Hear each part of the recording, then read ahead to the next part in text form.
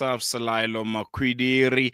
We're going to be kickstarting the show, I think, with a very, very important topic. I think we can all agree at this point that the issue of Gaza and the issue of Palestine should be one that we talk about on a daily basis. And as the smoke and rubble continue to blanket the Gaza Strip, whispers of a potential ceasefire between the Islamic resistance movement, Hamas, and the United States, notably excluding Israel.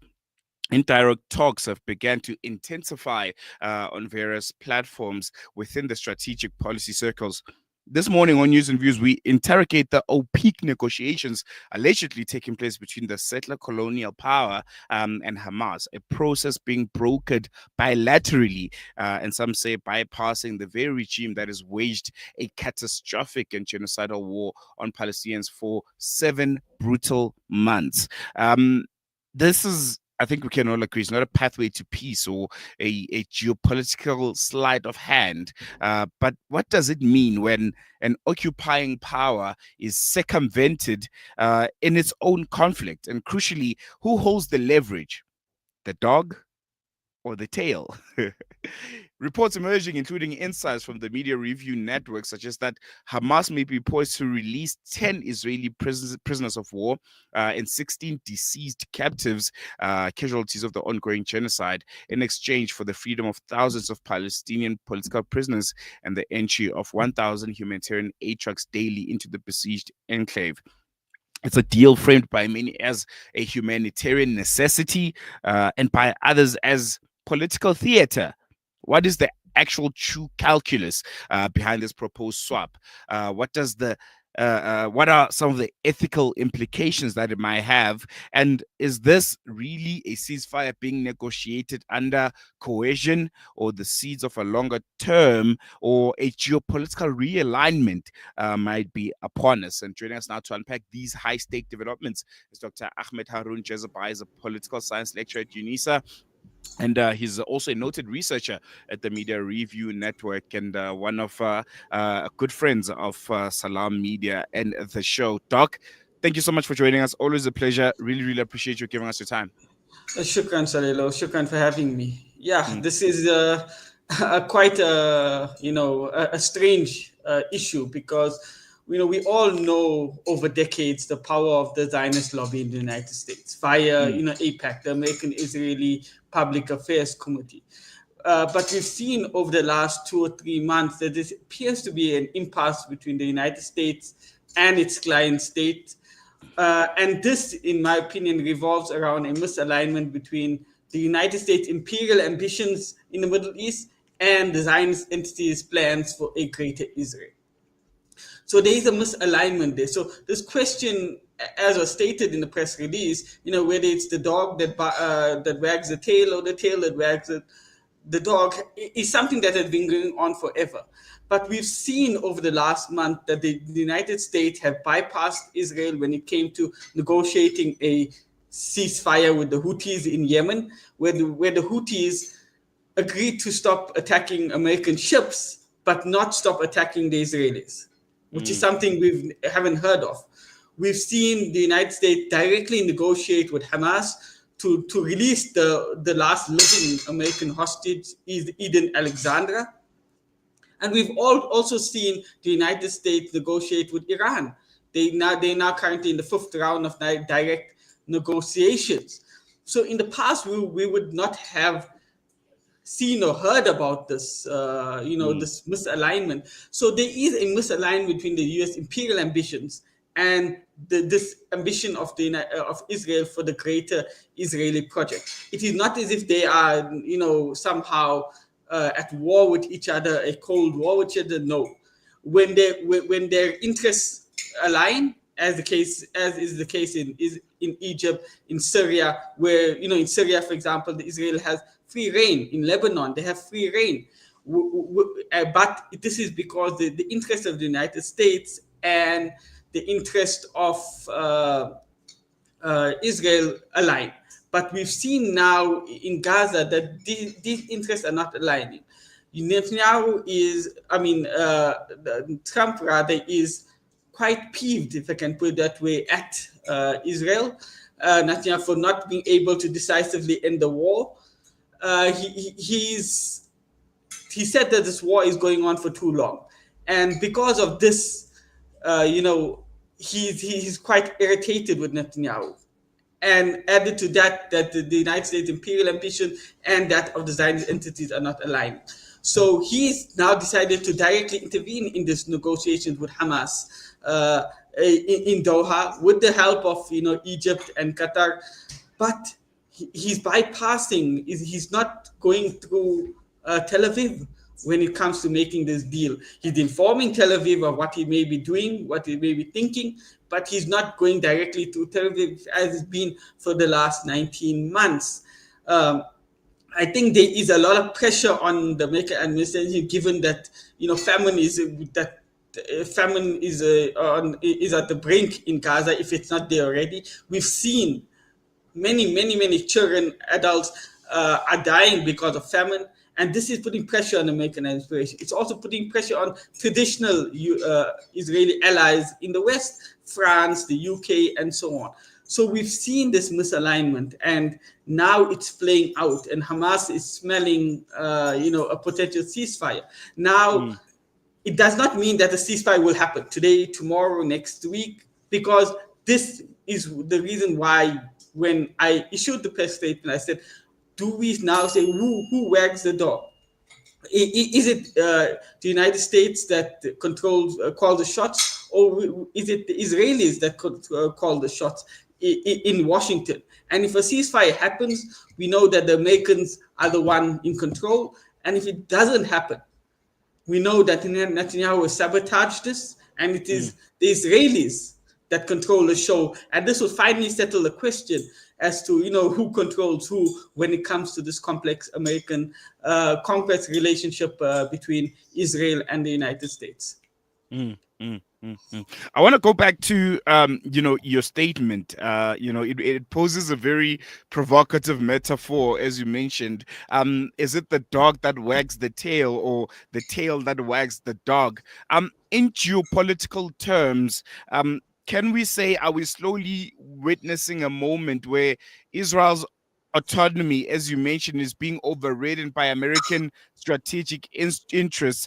And most importantly, what kind of impact will that have? And how significant is this shift, especially focusing on this genocide in Gaza? Yes, what we understand, we've always heard that Trump is a transactional president. And, he wants to improve the American economy. And part of the negotiations when he went to the Middle East for his tour of Qatar, his tour of Saudi Arabia, and the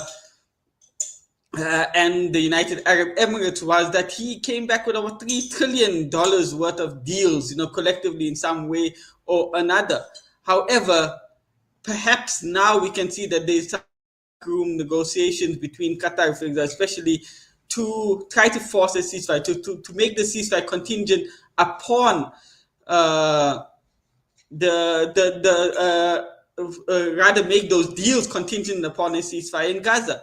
And perhaps that was a good stroke by the Qataris. We're speculating to some extent here, but perhaps this was behind the scenes negotiation, especially by Qatar, who hosts Hamas, who hosts the Taliban and other groups which the United States has negotiated with.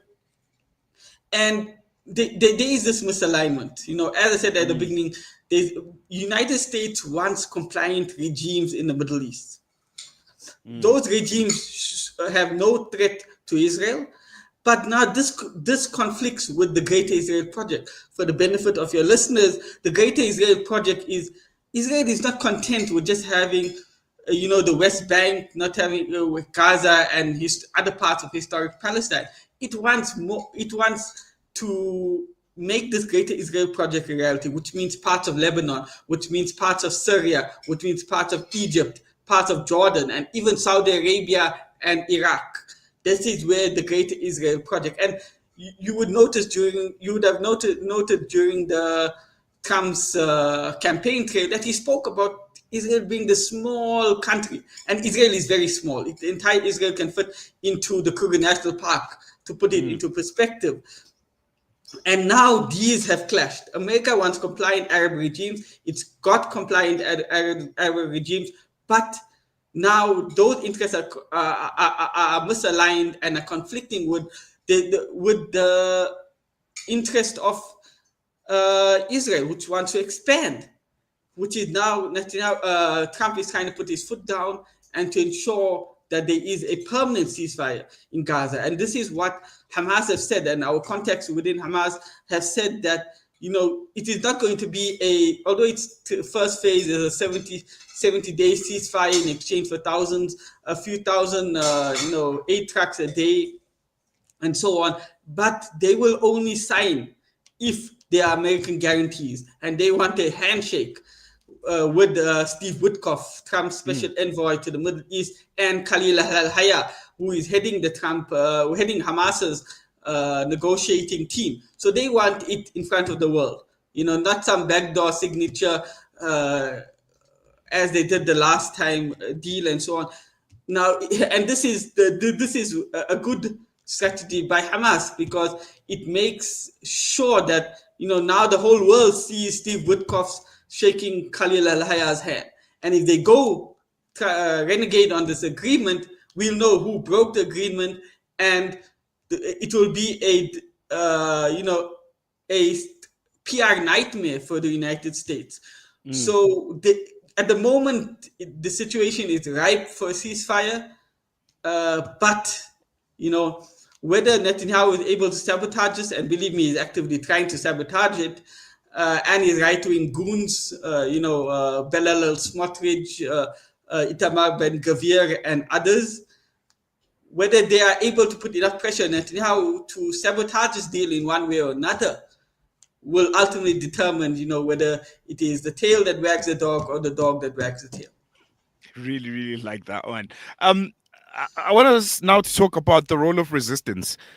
Given that Hamas has managed to survive months of all-out bombardment and targeting by the Israeli occupying forces, even having some of their key leaders being murdered, essentially. Is this potential deal a signal that they have forced a political acknowledgement of their legitimacy, or maybe at least their permanence on the international stage? I think, that permanence, has been around for very long. The United States acknowledged that Hamas is a force to reckon with when it decided to negotiate directly with Hamas, even though it does not recognize Hamas. In fact, it recognizes Hamas as a terrorist grouping, yet it decided to go against that and to directly negotiate it with Hamas. What we must understand is that Hamas is not a traditional guerrilla movement, a resistance movement. Whilst it has a command structure, remember, it's lost everyone. Mohammed Daif, Yahya Sinwar, even those in the diaspora, Ismail Haniyeh, who was assassinated in Iran. It has lost all its, and even reports which are not verified, but even Mohammed Sinwar, Yahya Sinwar's brother, who was the next in charge, has also been assassinated. Yet the resistance continues. It continues even in areas which are so-called liberated by the Israelis. In the north, in Jabalia, yesterday it killed a number of Israeli soldiers. So Hamas does not need traditional leadership, and I think it had this strategy in mind even before it undertook October 7th special military operation, Tufan al-Aqsa. Before it undertook that operation, it understood that Israel is going to kill all its leaders. It knew that, even those in the diaspora. They knew it, and they were prepared to make that sacrifice. And they know that they have enough fighting personnel.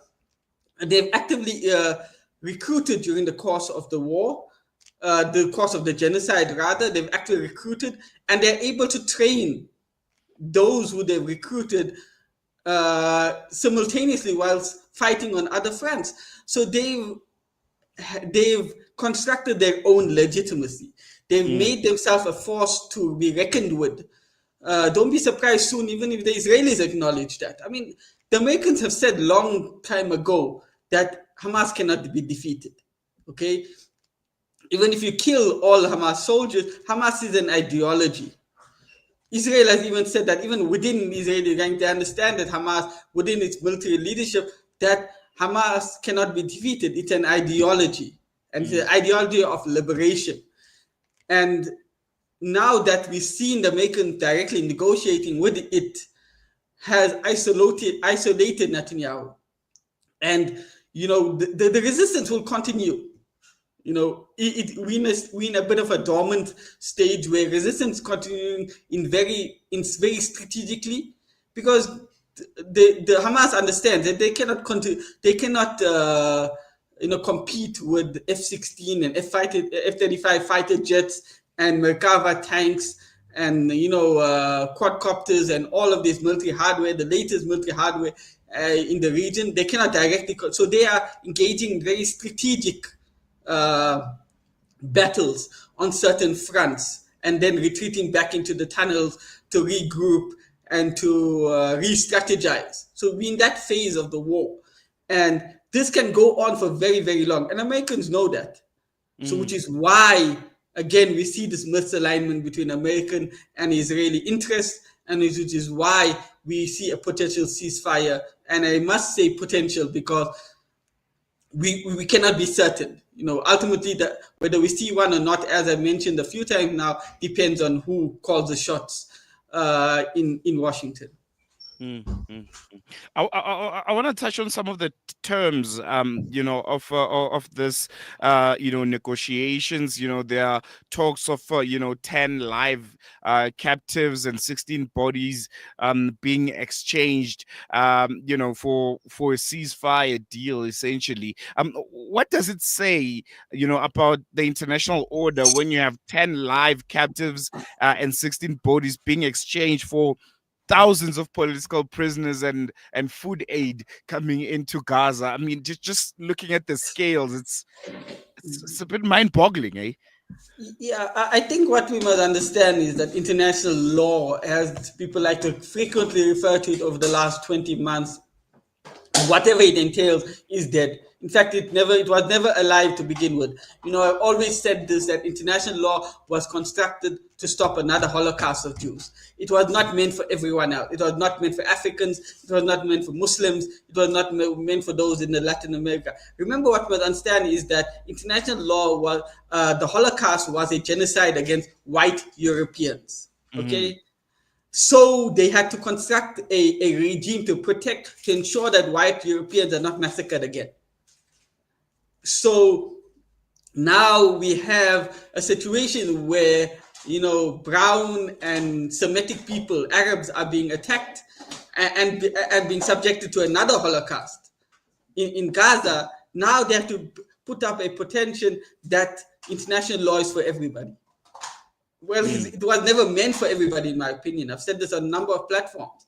So now we have this, 1,000 prisoners for 10 live hostages and 16 murdered hostages. And we must note that they were not murdered by Hamas, but they were murdered by their own government through, relentless bombings and so on. So what does it say about international law? International law is dead. In fact, in my opinion, it was never alive to begin with.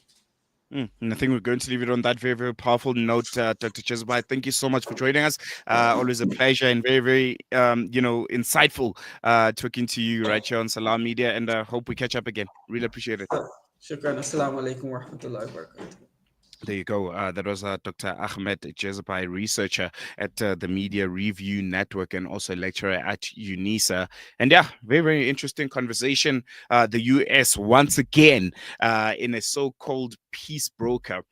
But is the brokering peace that's happening, that we're witnessing, or buying time, for a strategic ally? While Hamas speaks from the rubble and Israel remains curiously sidelined, the question that we must ask is this a victory of resistance or maybe a recalibration of empire? And more crucially, when will justice, not just a ceasefire, become a global demand? Eh? if thousands of Palestinians can be traded for a handful of soldiers who I think by law can be captured, what does that say about the value of life under occupation for the people of Gaza? Literally, thousands and thousands of Palestinians. You want basic human rights and necessities to survive. You want water, you want food, you want medicine. Then release those 16 guys and 10, well, 16 dead bodies essentially, and 10 soldiers that have been captured. Because is this really a victory of resistance again, or a recalibration of empire? And when are we going to start asking for justice? Granted, ceasefire is there, it's needed. The people of Gaza need some sort of reprieve. It's been a long couple of months for them. But what about justice? What about justice for those that have lost their lives? What about justice for the babies that will never grow into adults? Justice for young people, youth who we have spoken to on this show, who have essentially lost out on being young and living a normal life that we all enjoy. What about those that have lost their land and their homes in the Nakba? So do we just call it a ceasefire and everyone goes their separate ways, and the people of Gaza rebuild again, only to be targeted again, only to have Gaza flattened out again? Because that's what's going to happen if there's no restitution, if there's no justice for the people of Gaza. What do you think? What do you think is more important? Should we just consider the fact that there's a ceasefire? The bombs have went silent. For a moment, the children won't be dying under the rubble. Or must we start questioning what's the bigger, broader picture when it comes to justice? Reparations? Or is that question too far off? We're not even there yet to not even, entertain the idea. Because I'm thinking surely there must be some kind of justice. But again, we can't, put the proverbial cart before the horse. There's a ceasefire that's needed right now. There are humanitarian corridors that need to be opened right now, because people are dying in Gaza. You can tell us what you think. You can engage with us on our various social media lines. Our CEO line is 0116800355. And our WhatsApp line is 0617660355. You can comment on our various social media pages using the handle hashtag news and views on Salam Media. And we can interact and, chew the proverbial cud on this issue. But we're going to take a quick break for now. After that, we'll be heading over to Uganda, where there are interesting developments as we also hone in on what's happening on the continent of Africa. News and views continues after this. Shap, shap.